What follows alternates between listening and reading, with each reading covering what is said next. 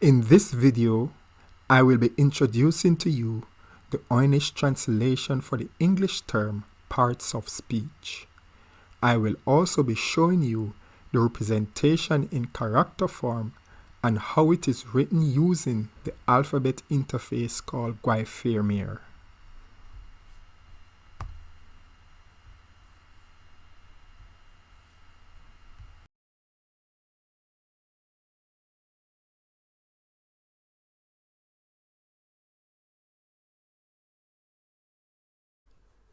Gritembirai, Gritembirai, Gritembirai, Gritembirai.